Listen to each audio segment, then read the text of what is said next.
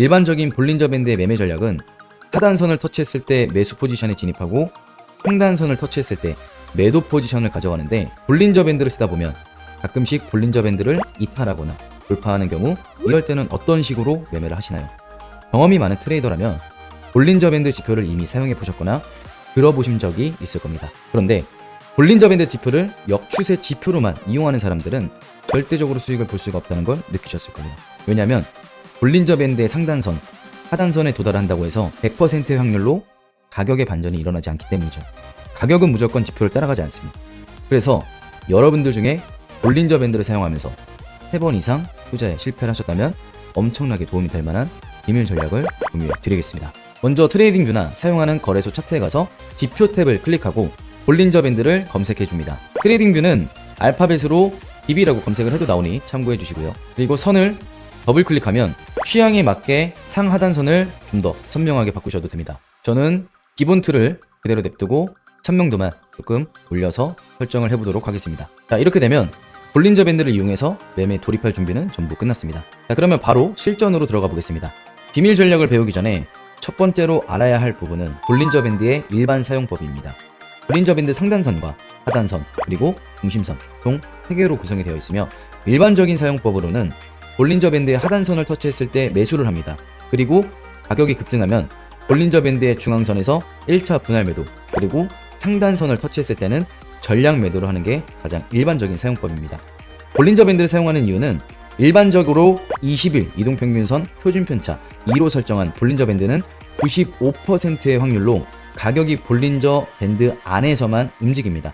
즉 쉽게 말해 볼린저 밴드 내에서 가격이 벗어날 확률은 5%에 가깝다라는 뜻입니다. 그러나 가장 큰 문제는 그 5%의 확률로 볼린저 밴드를 벗어났을 때 여러분들은 큰 손실을 보게 됩니다. 그런 현상이 여러 번 발생하다 보면 멘탈이 무너지며 이 지표를 더 이상 활용하지 않게 되죠. 다시는 이런 일이 일어나지 않도록 비밀 전략을 가르쳐 드리겠습니다. 가격이 움직임에 따라 볼린저 밴드의 상단선과 하단선이 형성이 되어 결국 시간이 지나면 둘 중 하나의 주요 지지 저항점에 터치를 하게 됩니다. 여기서부터는 많은 사람들이 일반적으로 역추세 매매에 진입을 합니다.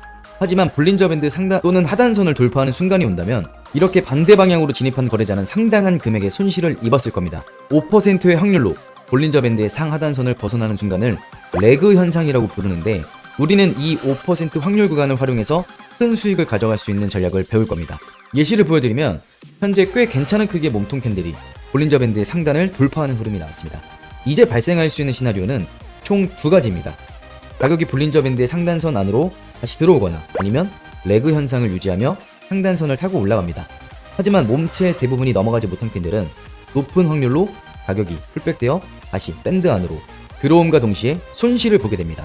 만일 이 돌파 신호에 진입을 했다면 우리는 손실을 봤을 겁니다.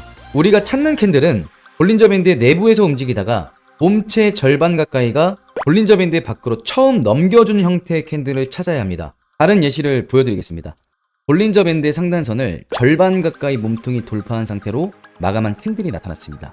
이것은 이전에 몸통이 나오지 않은 캔들과 달리 매우 강세 신호이므로 우리가 찾던 신호입니다. 이제부터 거래를 고민해 볼 때가 왔습니다. 발생할 수 있는 시나리오는 총 2가지입니다. 여기서부터 가격이 계속 올라가거나 가격은 다시 볼린저 밴드 내부로 들어오며 거짓 돌파로 반주되거나 둘 중에 하나가 됩니다. 우리는 이번 캔들이 완전히 몸통을 넘겨주며 마감을 하는 것을 목격을 했기 때문에 거래에 진입을 할 겁니다. 그런 다음 손절 가격을 거래에 들어간 기준봉의 저점을 손절로 잡고 진입을 합니다.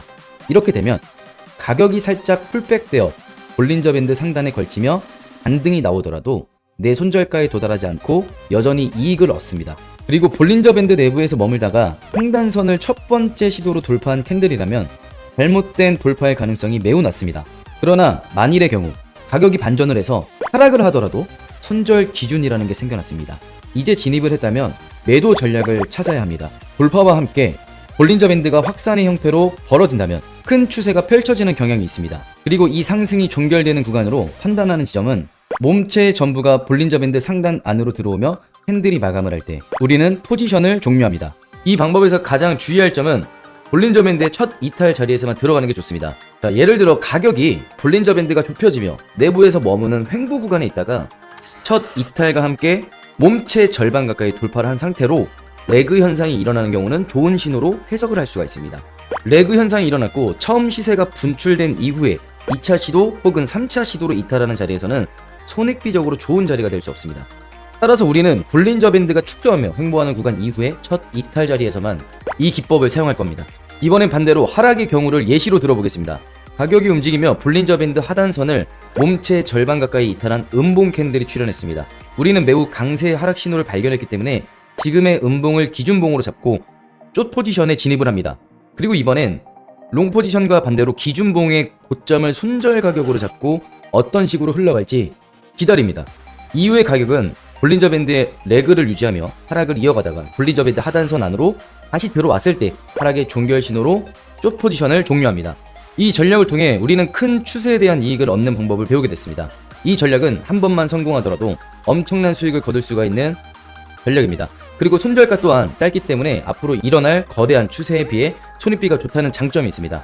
오늘 영상은 일반적인 볼린저 밴드 매매법이 아닌 볼린저 밴드의 첫 돌파, 첫 이탈 자리에서 매매 타점 잡는 방법을 배우게 됐습니다. 볼린저 밴드 매매법에 대한 이해도가 높아지셨거나 도움이 되셨다면 좋아요 버튼만 눌러주시고요. 오늘 영상에서 공유드린 볼린저 밴드 시크릿 전략은 영상 더보기란을 참고해 주시기 바라겠습니다. 시청해주셔서 감사드리고 다음 영상에서 뵙도록 하겠습니다.